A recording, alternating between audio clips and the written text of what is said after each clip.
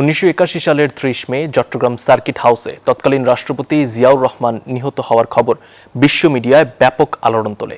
ঘটনাটি সামরিক বিদ্রোহ ও দক্ষিণ এশিয়ার নতুন রাজনৈতিক সংকট হিসেবে তুলে ধরা হয়। একই সঙ্গে জিয়ার নেতৃত্ব, রাজনৈতিক উত্তরাধিকার এবং বাংলাদেশের ভবিষ্যৎ নিয়েও চলে বিস্তর আলোচনা। 1981 সালের 30 মে চট্টগ্রাম সার্কিট হাউসে নিহত হন তৎকালীন রাষ্ট্রপতি জিয়াউর রহমান, আর সেই খবর মুহূর্তেই ছড়িয়ে পড়ে বিশ্ব গণমাধ্যমে। মার্কিন দৈনিক দ্য নিউ ইয়র্ক টাইমস শিরোনাম করে, বাংলাদেশের প্রেসিডেন্ট অভ্যুত্থান চেষ্টায় নিহত।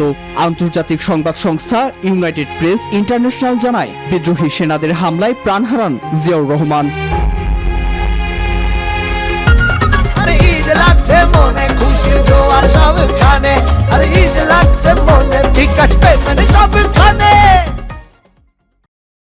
ইউরোপীয় সংবাদ মাধ্যমও ঘটনাটি দক্ষিণ এশিয়ার বড় রাজনৈতিক সংকট হিসেবে তুলে ধরে। স্পেনের দৈনিক এল পাইস লিখেছিল, অভ্যুত্থানকারী সেনাদের হাতে নিহত বাংলাদেশের প্রেসিডেন্ট।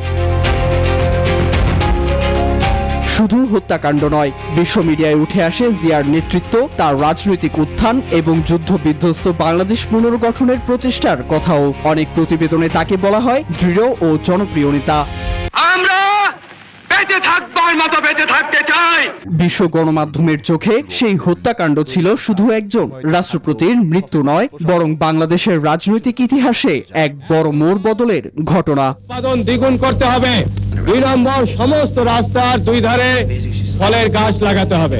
নীরব দাস, নিউজ 24।